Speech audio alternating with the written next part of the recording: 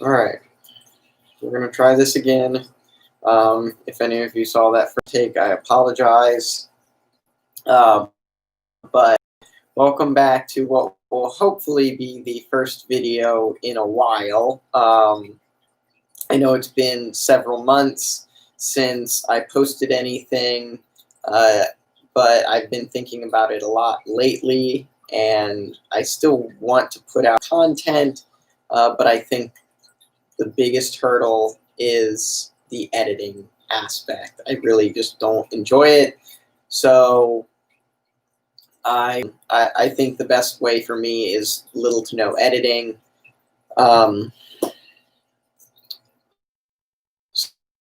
what I do is basically these live streams or very short clips of videos that will hopefully work out. But if anything, it's one to hopefully help me keep documentation of my time in the hobby. I think that YouTube makes a good media for that, and the video aspect allows for lots of understanding, visual identification, what have you. All right, but anyway, enough about that. Let's get on to the topic we're going to talk about today, and that is going to be kind of part one of plants. So I have quite a few plants. I've collected clippings from around my tank, from my various tanks, and I'm going to be putting together a pond this afternoon after this live stream, actually. So I about some of the plants that I'm going to be putting in there. Just kind of an intro for people who really don't know any plants, know much about them, but would like to do plants. Hopefully this will help you and hopefully give you a few identifiers that local fish store when you're searching for plants, if you ever decide to go that route. But I think the first thing to talk about in terms of plants is understanding where you put them in an aquarium, with the caveat of smaller tanks mainly, where there may only be 2 levels, just because of how small it is, unless you get really good, and then you can really mess with the depth. It's not a perfect line. Obviously, you can mess with different depths and dimensions, but you will end up having your foreground, your midground, and your background plants. Obvious. But your foreground, your midground, your background, each section kind of has its own plants that are kind of classified under that section. So that's one way of shopping for plants. If you're looking for something very tall, like a background plant, you can go searching for that using that term, and you'll get lots of results. So I'll just be using that to refer to the plants that I am pulling out. Along with that, there will be some epiphyte plants, things that you will tie to rocks, tie to pieces of driftwood, things like that. And then there's some floating plants as well. Obviously, you know what those do. So without any further ado, let's get this party started. So the first clump I'm going to pull, picture of that, probably closer to the light, you can see that a little bit better. But this green mound is your Java moss. So that is actually an epiphyte plant. So it takes nutrients out of the water. You will tie that or super glue it is my preferred preference. You can silicone it as well. Those kinds of methods will work, but anyway, they will attach to rocks, driftwood. They will grow on top of that. really easy to care for, low light plant, does well in lots of different situations. I have really hard water. It grows really well. So that's always a good route to take if you're definitely a beginner, or if you are trying to breed. The Java moss makes a really good home for those baby fish or baby shrimp, whatever you are doing. All right, on to the next one. I actually haven't had great. This very skinny, not very happy looking plant is a parrot feather. It is actually another floating plant. It is, I believe my problem with it is most floating plants don't like to get their leaves wet, and so when they do, they start to die. So what I think actually has happened to that is those leaves got submerged underwater and they started to die. It's pretty simple for some plants. Some floating plants are hardier than others to withstand it. Ours really aren't at all and will just start to wither. But they are very pretty. It has these very nice...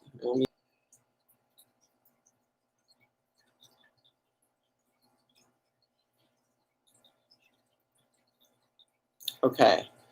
It has these very nice leaves that have a very interesting texture, not something you see too often. It's kind of a jaggedy.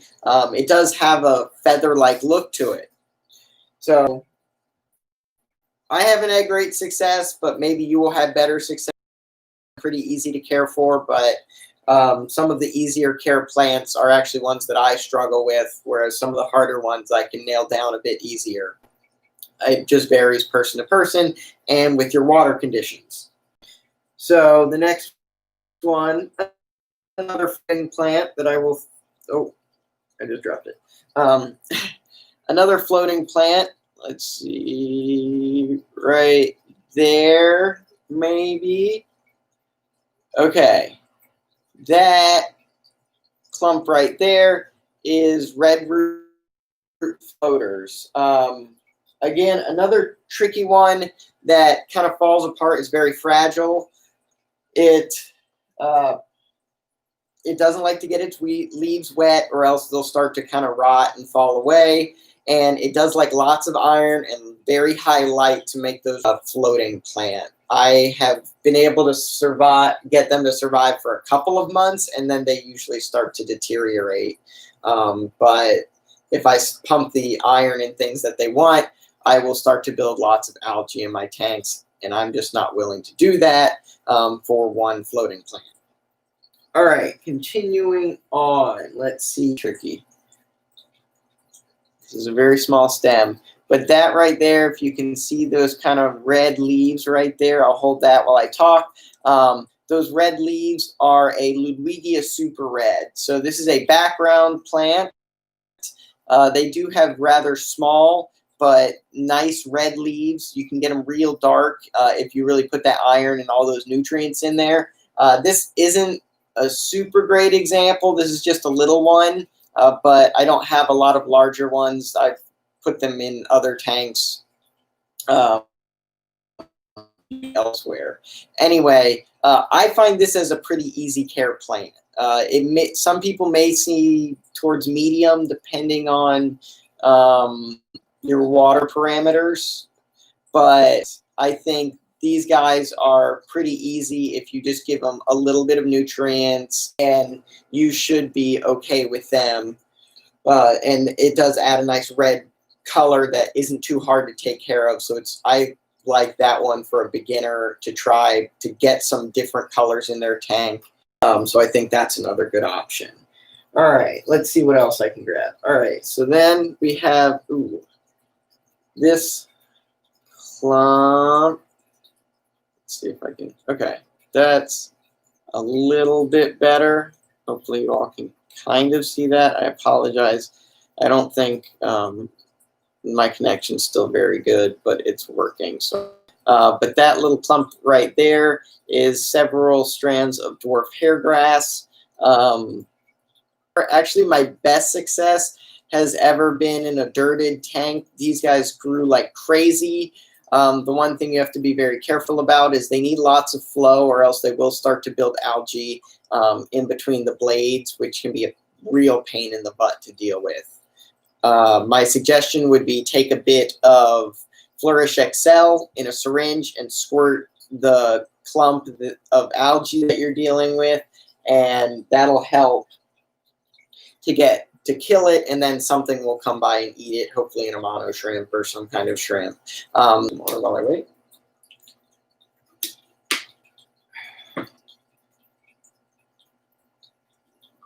Okay, I think we're back.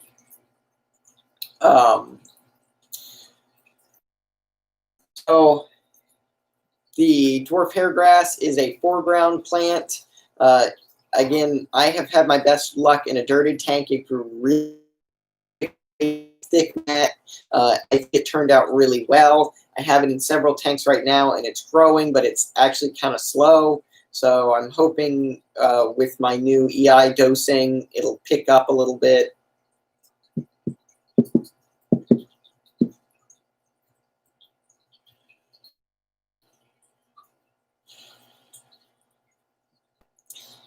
And I will get some more growth. I can't tell whether you guys can actually see when it disconnects me. I'm assuming no, so I've stopped talking because I don't want any information to be missed.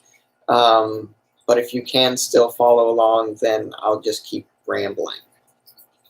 Anyway, guess we'll continue on so I can get through this, because at least I got done with it, and I need to use these plants to go put my pond together. So kind of on a timetable. All right, next one. If you can even see that. This clump right here. It's not even sunny outside, and it's Florida.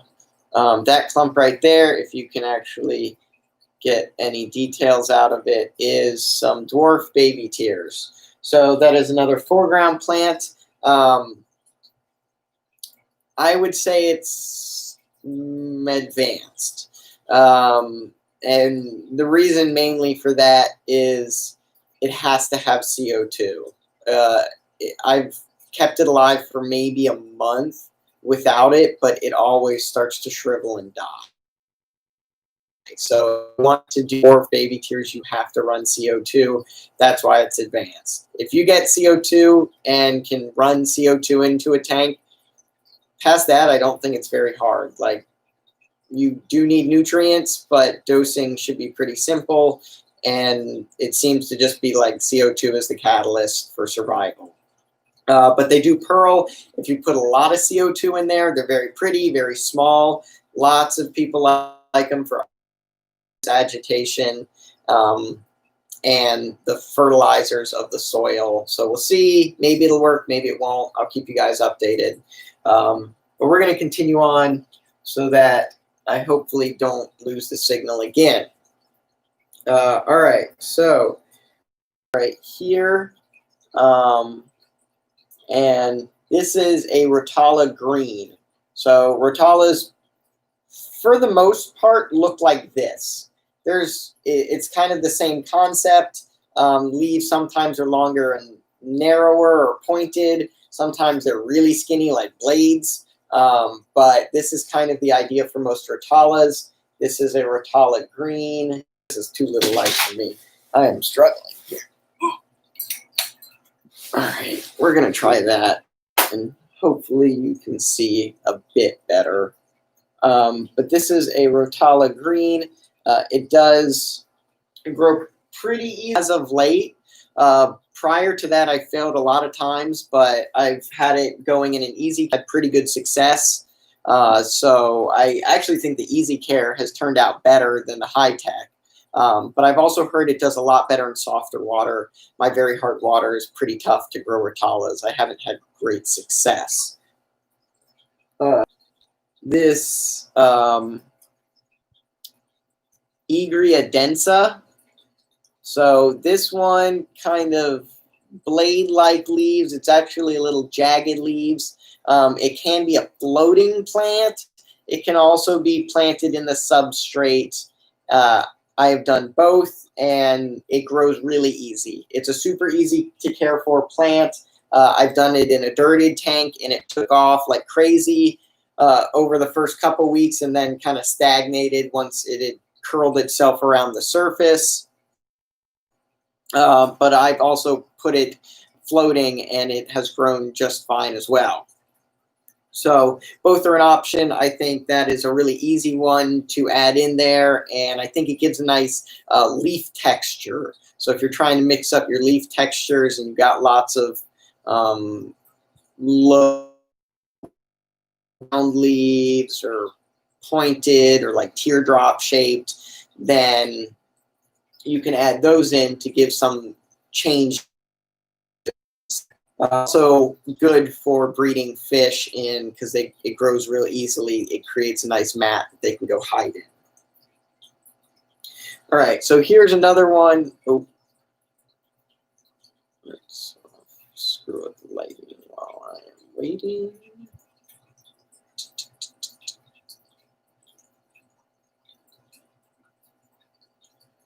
All right, I think this is back.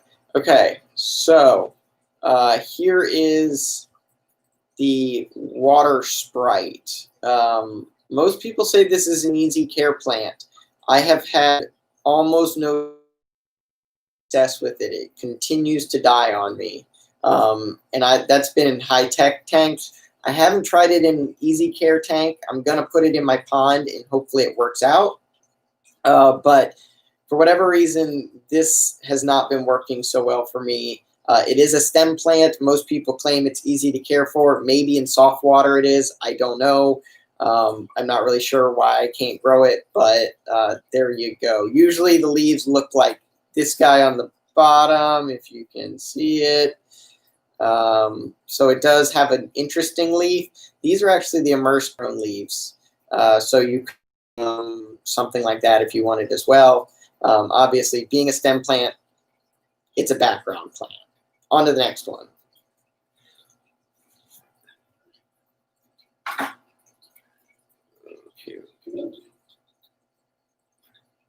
Okay, so now this, we're going to screw with the lighting, get that right. There we go. Now we wait for infinity. I hate spectrum. Okay, so the next one is another stem plant. Obviously, it's a big background plant. This guy's nice and really tall. This is actually Ludwigia repens, okay? And I just say try your best, and Google Magic will take care of the rest. So the Ludwigia repens here, it is a background plant. It grows quite tall. It will even grow out of the tank. In my last photo, if you can see the green leaves on top, the kind of pinkish leaves on the underside. If you get real nice, they will get a nice dark pink color. But overall, I consider these very easy to take care of. These were one of my first plants.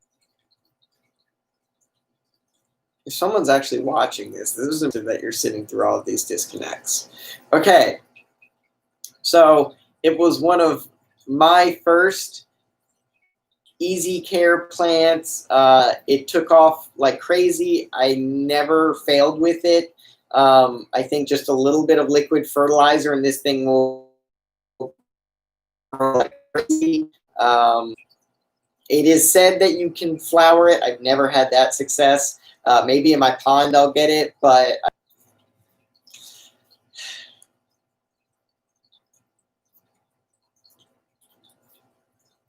I think it is a great beginner plant for most people. I would look out for Ludwigia repens. Nice green, nice pink colors, good mix, and a great background plant. Okay, let's continue on so that I can put these all into my pond before it starts to rain here because it's summer in Florida. You gotta love it. All right. So this is You can see that, those kind of tiny hairs. It almost looks like staghorn or elkhorn coral, if you all know what that is. But this is crystal wort.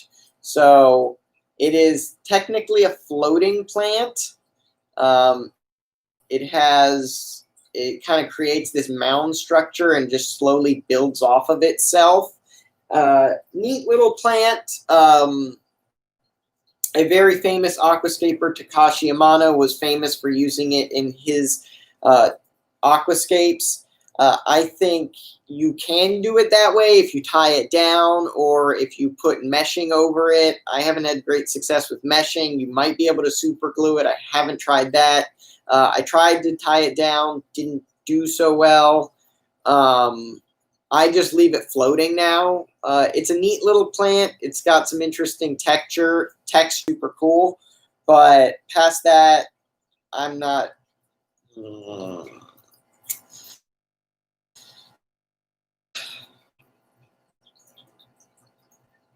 I am not the biggest fan of it because that clump is probably grow. It's a very slow grower, but still interesting nonetheless. This is so frustrating. And can create a nice texture, nice addition to an aquascape if you can master it. All right, moving on. We're almost through this train wreck of a live stream, but we're gonna continue. So right here we have Bacopa. Bacopa, all of them pretty much look like this. They're pretty much green, brownish leaves. They come in all different kinds.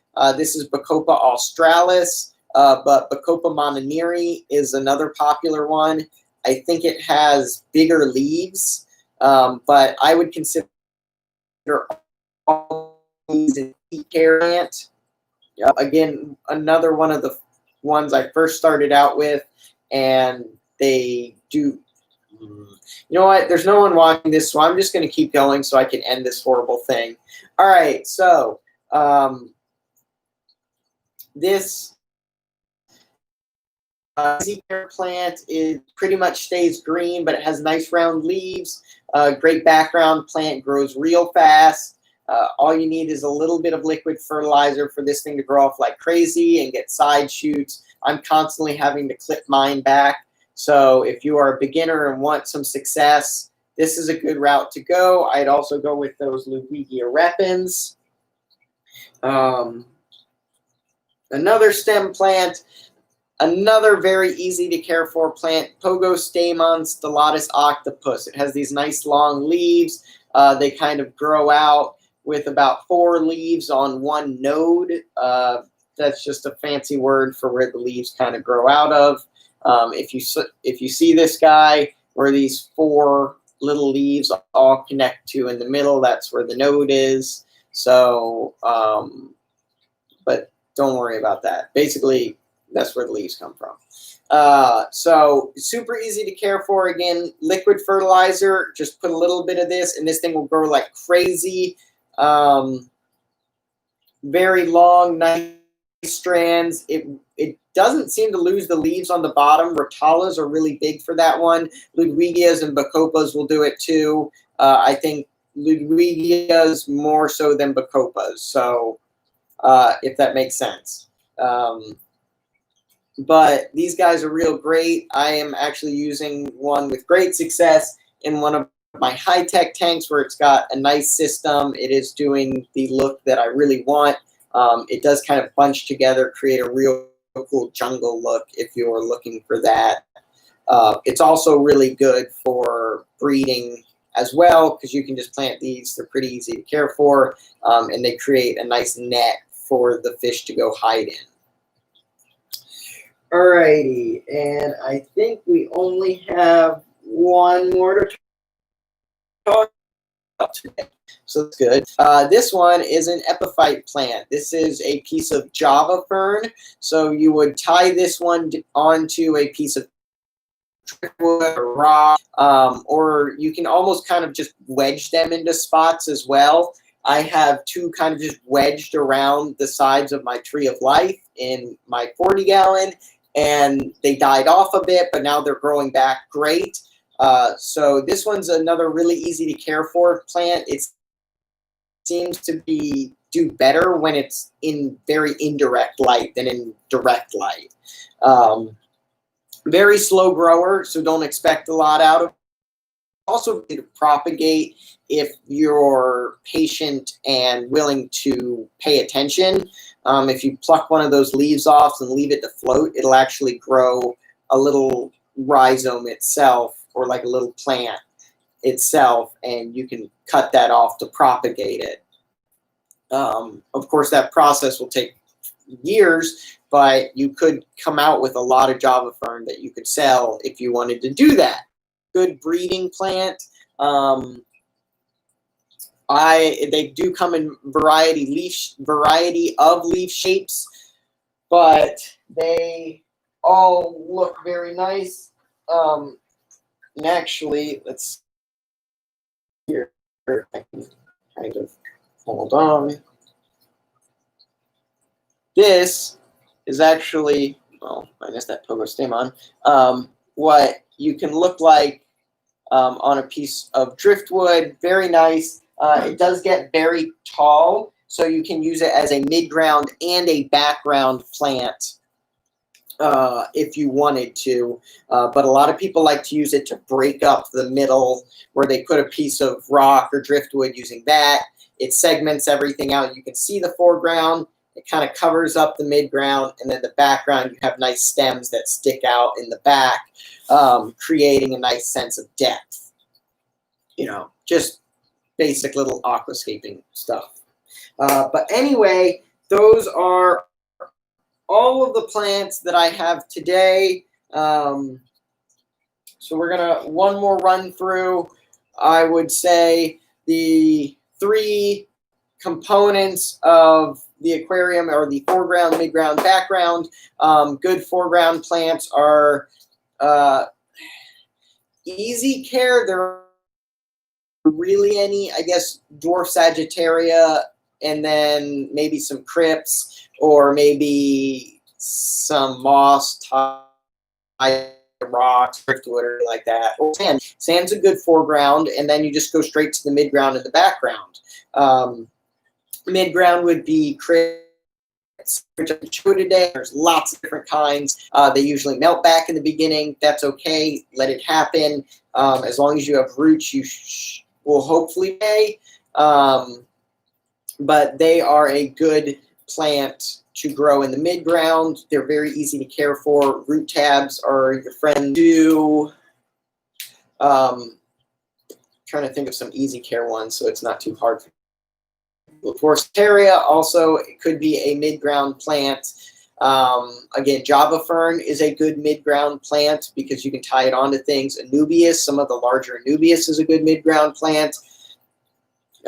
Things like that, I would say, work well in the mid-ground.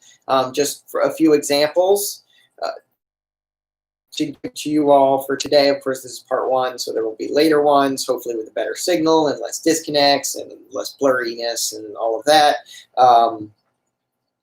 But we'll worry about that when we get there. The background will be tall stem plants or very large crown plants or clump plants that I don't really have. A few of those examples would be your Amazon sword plants. Very good background plants. They require a lot of root nutrients, so root tabs are going to be your great friend there, but they'll grow huge. They stand out in the back. They can come in lots of different colors and leaf shapes. So that's a pretty easy to medium care one that I would recommend to a lot of beginners. But past that, I think stem plants are your easiest way to go when it comes to background plants. So those would be Ludwigia repens is a great one. Bacopa is another great one. Java fern is also another great one. Pogostemon stellatus octopus is a great one. If you have soft water, I've heard Rotala is really easy. Again, water sprite might be an easy one for you. I recommend people explore, try a little bit, see what else works. Actually, I do not know where it went, but there is another one here. It is the Rotala palustris,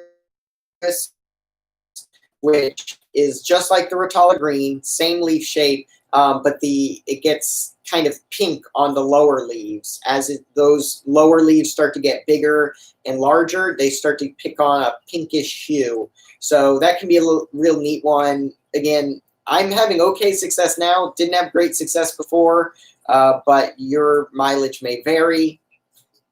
So yeah, Ludwigia super reds are also a very good background plant. Bacopas of any kind are a great background plant. I think those are probably a good starting option. So continuing on, just a few more things I want to talk about.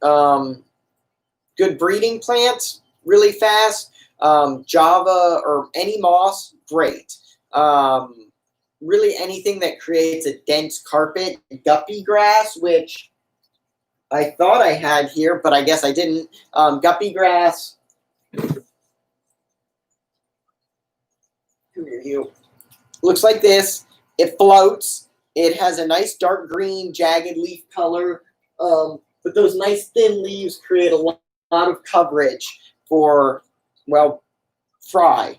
Obviously, it got named for guppy fry, but any fry it works very well for. I use it in shrimp tanks, guppy tanks.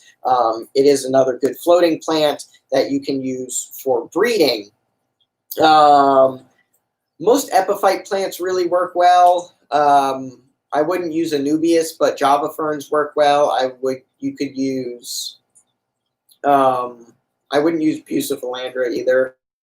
But Swassertang, excuse me.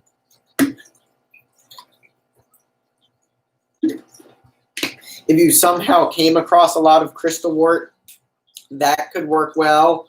But a lot of floating plants, a lot of the super, super easy to care for plants be your bread and butter for breeding fish, because you don't want to worry about all the rest. Shrimp may be a different story, but that's a whole conversation in itself.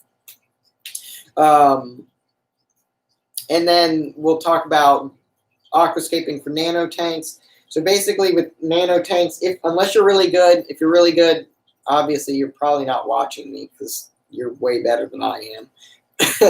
But there's basically two dimensions here. So because it's so small, you really want to focus on your foreground and your midground plants. Your background plants are just going to be too tall. You'll never be able to keep them cut down unless you really, like, that's your one and only tank.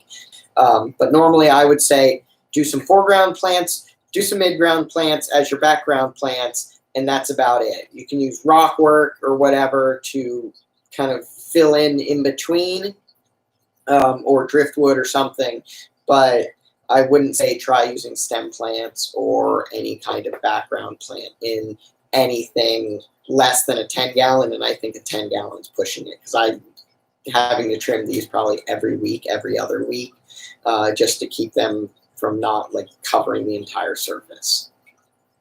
All right, well, it was a rocky one, but we got through it. I now need to go plant all of these and put them back into their various homes, and get this pond going before the rain sets in.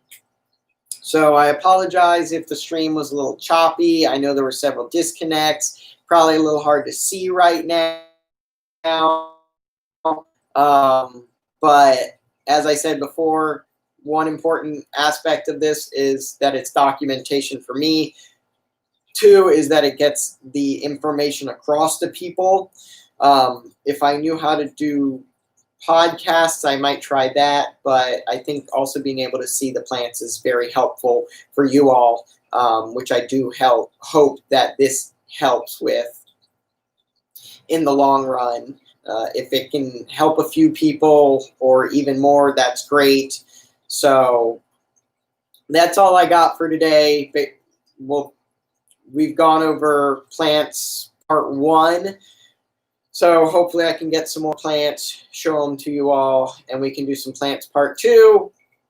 But my plan for future videos is hopefully at least once a week I will be going through and kind of looking into each bin that I have organized all my supplies in, and review everything, kind of give my thoughts about it. So if you're looking for bins, want some ideas, or if you've been in the hobby or kind of new, hopefully I can stuff to improve your skills in the hobby, and also document mine, so I can look back 5 years from now and see if, you know, maybe some of the foods that I was using, happens all the time.